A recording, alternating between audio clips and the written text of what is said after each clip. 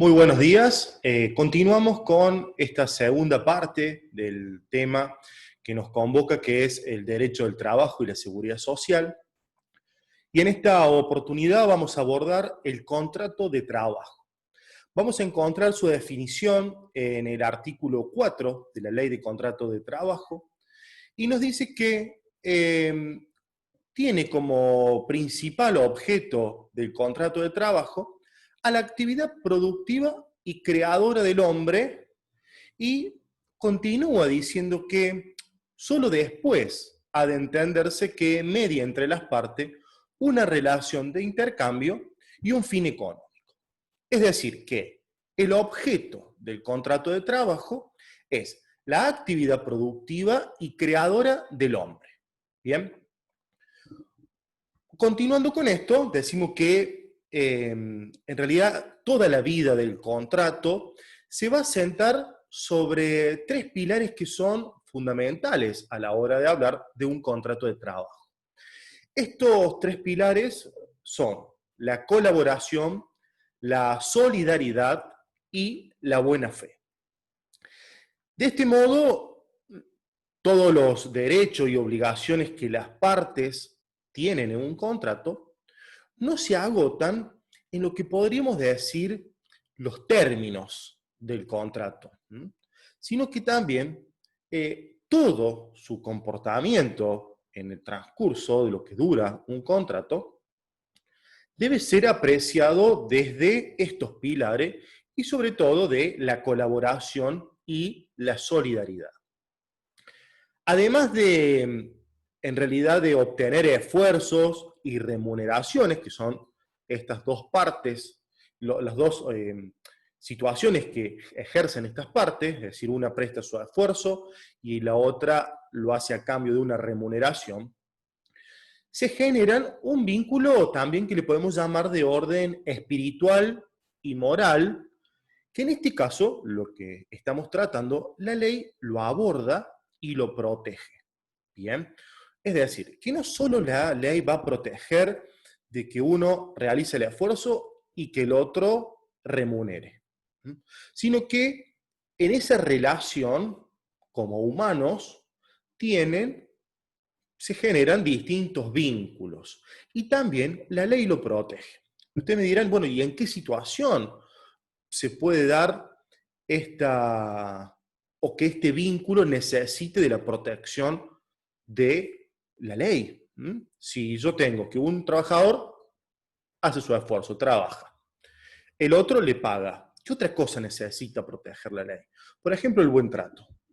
El buen trato, vieron que ahora se ha escuchado mucho sobre el moving o estos tipos de acosos que se dan en el ámbito laboral, que no solamente es el acoso del orden sexual, sino que también es ese acoso del ejercicio del poder, el maltrato. Estas situaciones son protegidas también por la ley, más allá y sin perjuicio de la aplicación de otras leyes, como puede ser la ley penal, si hay un delito de por medio, o exigir en la ley civil, digamos, en el fuero civil, exigir una remuneración por un daño que me hayan causado.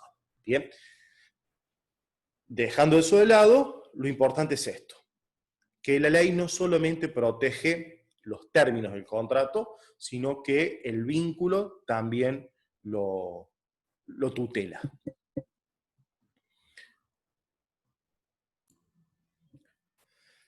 También vamos a ver su ámbito de aplicación. Ámbito de aplicación, estamos hablando de los contratos de trabajo. Uno de esos ámbitos de la aplicación es el ámbito temporal. Es decir, ¿en qué tiempo se aplica este contrato? Bien, toda ley, en principio, rige desde el día que fija su propio texto. Por ejemplo, esta ley comienza a entrar en vigencia en el mes de febrero. Bien. En este caso, si en su texto nada dice, se entiende que a los 8 días de su publicación comienza su vigencia. ¿Y hasta cuándo? ¿Hasta cuándo subsiste esa vigencia? Va a suceder que se puede subsistir hasta su derogación, es decir, que una ley derogue la anterior, se deja sin efecto tal ley, ¿bien? Puede ser que también esa ley tenga una duración, por ejemplo, hasta hasta el mes de julio. Entonces, una ley que dice desde febrero hasta el mes de julio, téngase presente este texto. Bien. También puede ser que haya otra ley que reemplace la anterior. Puede ser que la modifique para beneficio de alguna de las partes o por lo que sea. Pero puede suceder que entonces una ley reemplaza la otra. Entonces, si hablamos de ámbito temporal, vamos a decir que es desde cuándo y hasta cuándo rige una ley. En este caso, lo menciono. Si lo que diga el texto, si nada dice a los 8 días de su publicación, y la vigencia hasta lo que diga el texto, hasta una ley que lo derogue o hasta una ley que la reemplace. Cuando hablamos sobre su ámbito legal, nuestra ley de contrato de trabajo en su artículo 2 alude que el ámbito de aplicación y la vigencia, en este caso la vigencia quedará condicionada a que la aplicación de sus disposiciones, lo que diga la ley, resulte compatible con la naturaleza y la modalidad de la actividad que se trate, y con esto un específico régimen jurídico en la que se haya sujeta. Entonces, si hablamos cuáles son estas condiciones, cómo es, a qué actividad, entonces va a quedar condicionada, como mencionamos, a la aplicación de la naturaleza y modalidad de la actividad. ¿Por qué? Porque, por ejemplo, en el artículo primero dice que solo será de aplicación cuando se cumplan dos condiciones. Que la ley sea compatible con la naturaleza de la actividad y segunda, que sus normas no se opongan al régimen jurídico que pudiera tener esa actividad o relación de trabajo. Para ello se establece un principio general. Si existe un estatuto reglamentario, se aplica ese estatuto. Por ejemplo, un estatuto de empleados de comercio, empleados de choferes de camiones. Por lo tanto, esta ley no puede oponerse a lo que planteen estos convenios, perdón, estos estatutos. Y que sus normas, otro de los puntos que plantea es que sus normas no se opongan al régimen jurídico que pudiera tener esa actividad o relación de trabajo. Perdón, eso ya lo mencioné. Dijimos que si existe un estatuto reglamentario, se aplica ese estatuto, y si no hay una regulación, o habiéndola, no se prevé la situación contemplada por la ley de contrato de trabajo, rige la ley de contrato de trabajo. Es decir, que si no hay una regulación, no hay un estatuto, lo que se aplica es la ley de contrato de trabajo.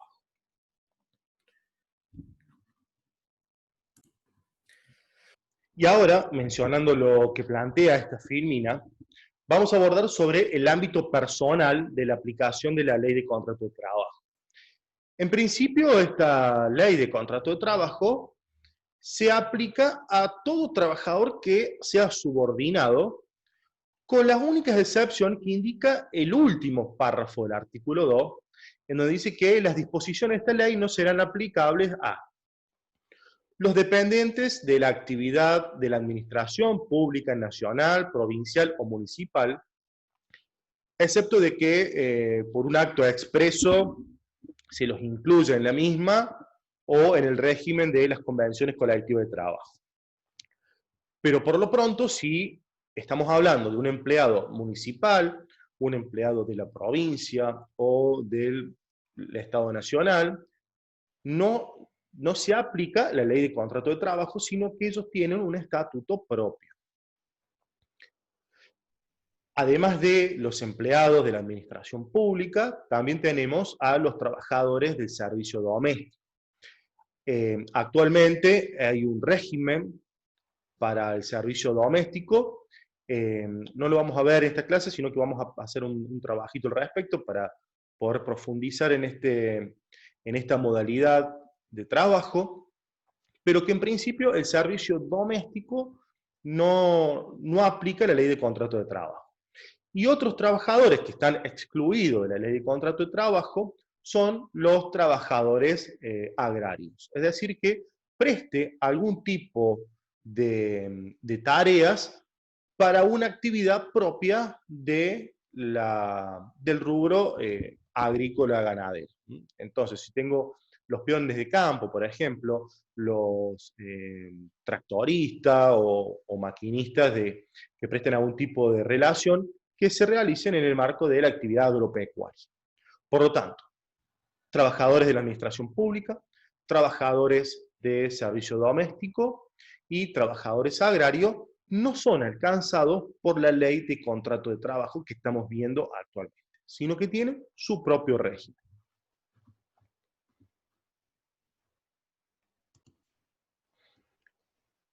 Al hablar de contratos de trabajo, tenemos que hacer mención a sus notas tipificantes. ¿Qué son las notas tipificantes?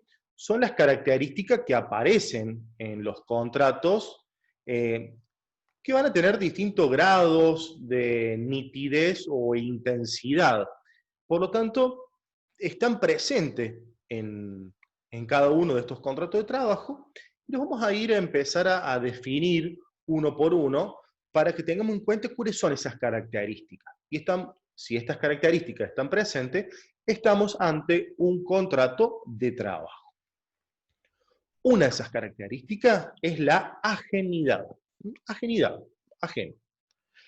En este caso, es un comportamiento del trabajador que se hace y es ejecutado por cuenta del empleador, quien este empleador va a organizar para satisfacer un interés propio que no está comprendido en principio en esa obligación.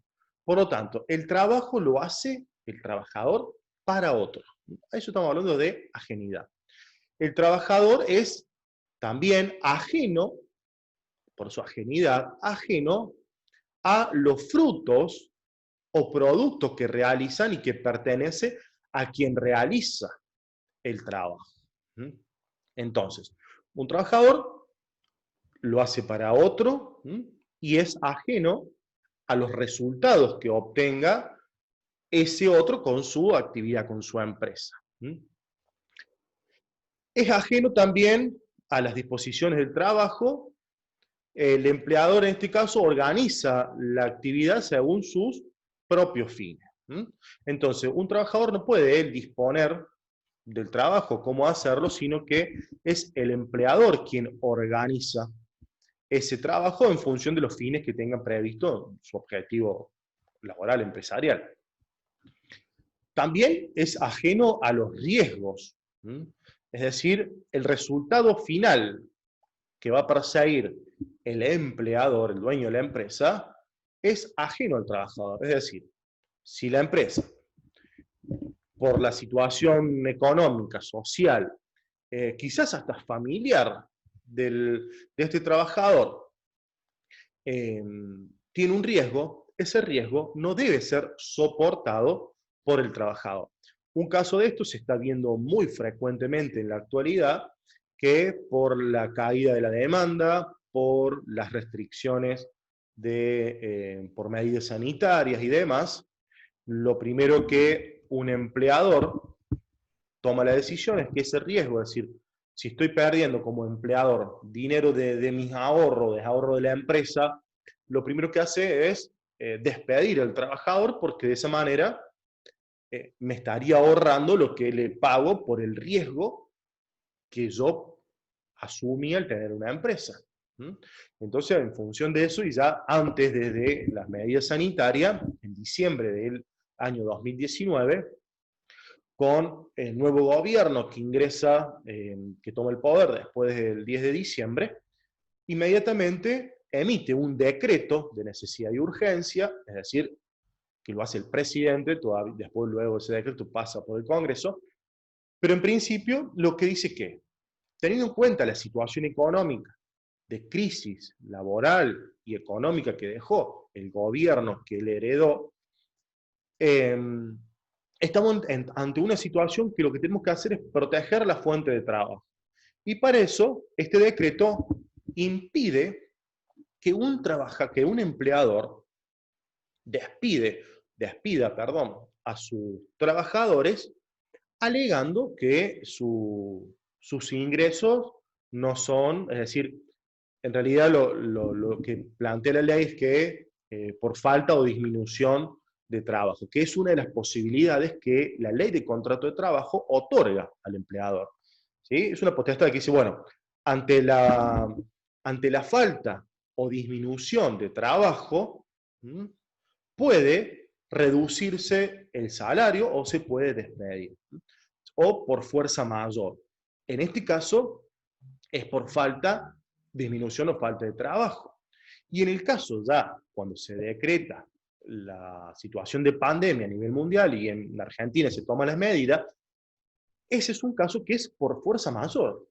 Ya no tiene nada que ver la empresa con ese riesgo. Yo tomo un riesgo, pero los que son normales de mercado. Pero ya, una pandemia no es normal de mercado. Pero ante esto, el gobierno toma la decisión de que tampoco se puede despedir. Bien, para eso genera una cierta posibilidad de ayudar a las empresas, por ejemplo, con este porcentaje de sueldo que le pagaría, en principio ATP, creo que recibe el nombre, le pagaría a los empleados para que no lo despidan. Pero estamos ante un caso, y que en Argentina no es muy frecuente, y lo vimos al principio, siempre estamos hablando de casos de trabajadores registrados, es decir, trabajadores en blanco. Y en Argentina tenemos un índice bastante alto de trabajo no registrado o conocido, mal conocido como trabajo en negro. Esos trabajadores, trabajadores en negro, en principio no son alcanzados por subsidio del Estado Nacional y ni por la ley de contrato de trabajo. A ver, si son alcanzados por la ley de contrato de trabajo, porque ya lo vamos a ver más adelante, también alcanza el trabajador no registrado con una serie de multas y demás, pero esta protección que el gobierno quiere realizar a través de esos decretos de necesidad y urgencia, el 34 del 19, el 329 del 2020, estos tipos de contratos, de decretos, quiere proteger al trabajo y al trabajador, siempre en el marco del derecho del trabajo registrado. Todo esto era para explicar sobre la ajenidad. La ajenidad en que los riesgos no tienen que ser del trabajador, es ajeno a los frutos. También, si la empresa le va muy bien, no por eso va a ganar más un trabajador. ¿Bien? Otra de las características es la subordinación. Esta subordinación o dependencia, que es también una nota exclusiva, una característica, una nota tipificante del contrato de trabajo, surge del concepto mismo del contrato de trabajo dado por el artículo 21 de la Ley de Contrato de Trabajo. Eso nos señala que la relación de dependencia, esta subordinación, tiene tres aspectos fundamentales. Primero de ellos es la subordinación jurídica, que se manifiesta por el derecho del empleador a dar instrucciones u orden y la correlativa obligación del trabajador de obedecer. Si hablamos de subordinación jurídica, es el derecho del empleador a dar sus instrucciones y de la obligación del trabajador de cumplirla. También tenemos la subordinación técnica. En la subordinación técnica se refiere a que el trabajador pone a disposición del empleador su experiencia, su idoneidad y su capacidad técnica, pero siempre debiendo seguir las instrucciones del empleador. Bien, yo puedo tener experiencia, puedo conocer, puedo tener pericia en el manejo de una herramienta, de una técnica, pero debo estar sujeto a la subordinación técnica del empleador. Por ejemplo, que me diga, mira, Si soy un técnico panadero, es decir, tengo mi pericia en la panadería, decir, bueno, ahora las facturas las vamos a hacer de esta manera, con el azúcar, no sé, menos cantidad de azúcar o con azúcar impalpable. Y el panadero su técnica la conoce con azúcar común. ¿Bien? Eso es una subordinación técnica. Por más que yo tenga la pericia, la pongo en conocimiento, la pongo a servicio del empleador, pero es el empleador el que me dice a mí cómo tengo que hacer las cosas. Otra de esta subordinación es la subordinación económica. ¿Qué significa esto? Bueno, es como la palabra lo dice, tiene que ver con la remuneración. En este caso, el trabajador va a recibir una remuneración del empleador con la independencia de la suerte económica que habíamos mencionado arriba cuando hablábamos de los riesgos. Entonces, por ejemplo, yo no puedo estar trabajando, hacer la factura y que a mí me paguen con las facturas para salir a vender. Por lo tanto, ya sería otra actividad. Bueno, llévate el 20% de la factura y anda a venderla. Y esa es la... No. Bien. O, mira, hicimos 100 facturas, se vendieron 80. A vos por las 80, por haberlas hecho, te corresponde tal cosa. O no se vendieron. Entonces hoy no te puedo pagar porque no se vendieron. No. Independientemente de que haya un incentivo a la venta, por ejemplo, las comisiones de venta y demás, pero la subordinación es la remuneración del empleado. No, ni la suerte, ni las condiciones que se den para su venta en el mejor de los casos. Otra de las notas tipificantes que encontramos es la indelegabilidad. Delegar, es decir, no delega. En este caso, no puede estar la indelegabilidad, no puede faltar en un contrato de trabajo. Porque del artículo 21 de la Ley de Contrato de Trabajo se desprende que es una actividad propia de una persona física que se obliga a realizar actos. Es una persona física. Bien. Entonces, yo no puedo, en el artículo 37 de la Ley de Contrato de Trabajo, dice que es una actividad personal e infungible, es decir, es irreemplazable. Yo no me pueden contratar a mí para venir a dar clase a un colegio y yo mando a un amigo mío. Y yo le digo, te pago y anda a cubrirme las horas. Yo no puedo hacer eso. Bien. Ya estaría ejerciendo otro tipo de actividad que no estaría alcanzado por la ley de contrato de trabajo. Entonces, la indelegabilidad es una característica. Si tenemos un trabajador que lo contratan a él, pero él subcontrata a otro, estamos ante otra modalidad que eso lo vamos a ver más adelante. Como otra nota tipificante, tenemos a la profesionalidad, que cuando hablamos de profesionalidad, esto se refiere a que el trabajador debe hacer de esta actividad que realiza su medio habitual de vida. Entonces, si estoy ante un caso que el trabajador vive de su trabajo, estoy ante un contrato de trabajo. Otra de las notas tipificantes, la continuidad. Aquí se expresa, digamos, la natural tendencia de las relaciones de trabajo a prolongarse en el tiempo. Es decir, los contratos de trabajo nacen para subsistir, hasta que se den alguna de las modalidades, como pueden ser la jubilación, o en el peor de los casos, el fallecimiento del trabajador. Pero bueno, en el artículo 10 de la Ley de Contrato de Trabajo se expresa que en caso de duda, las situaciones deben resolverse a favor de la continuidad o subsistencia del contrato de trabajo. En el caso, bueno, no, quizás abundar un poco en esta clase, pero puede suceder de que tenga un contrato que me diga, bueno, mira, vas a trabajar por 5 meses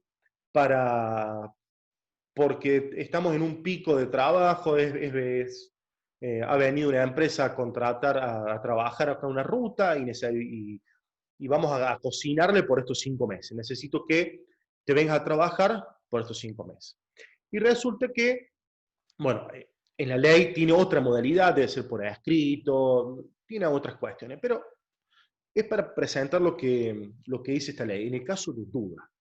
Bien, como no se tuvo los recaudos que la ley necesita o que prescribe para los casos de un trabajo eventual, como es el que mencionaba ahora para trabajar por un tiempo, si van a juicio, es decir, van a una demanda y ante un juez, el juez tiene que resolver a favor de la continuidad del trabajo y subsistencia de este contrato. Por lo tanto, pasaron los 5 meses, resulta que quedó trabajando 2 o 3 meses más, ¿Mm? Y dice, bueno, discúlpame, pero ya terminó acá el contrato, yo te había contratado para estos 5 meses, por cuestiones ajenas, te quedaste 2 meses más, pero ya está, terminamos acá, te pago.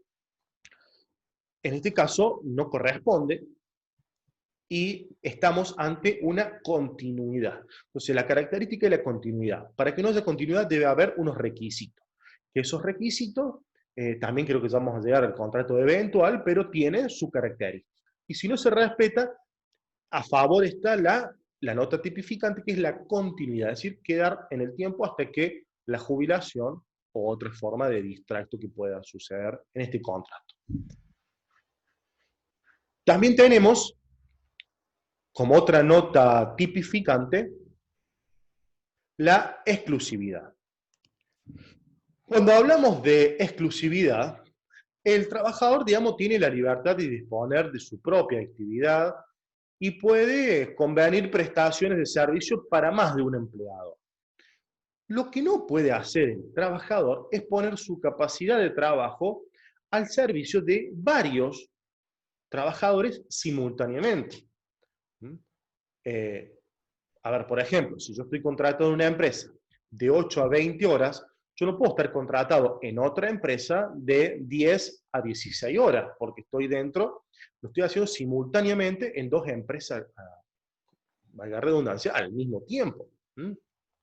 Si bien esto en algunas actividades se encuentra exceptuado, por ejemplo, hay algunos viajantes, ¿no? Estos que van a comercializar o a tomar pedidos, puede ser que estén trabajando y tomando pedidos para distintas empresas, pero acá la característica es que no puede ser para un mismo rubro. Es decir, si yo vendo, yo tomo pedidos sobre tornillos y tuercas, no puedo tomar pedido para la empresa A y para la empresa B. ¿Mm? Yo puedo vender gaseosa, puedo vender tuerca, puedo vender camiones, pero no puedo vender gaseosa para la Coca y la Pepsi, no puedo vender tuerca para tornillo y tornillín, que son las empresas, ¿Mm? No puedo vender camiones para Mercedes y para Fiat. ¿Sí? Puedo hacer una actividad siempre y cuando esté aceptada por todas las partes, pero en principio un trabajador lo hace para un solo empleador, o por lo menos para un solo rubro.